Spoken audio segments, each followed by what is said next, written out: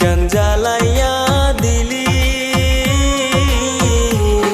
করছিলাম কি আমি বন্ধু তোর কোনো ক্ষতি, বন্ধু তোর কি কোনো ক্ষতি।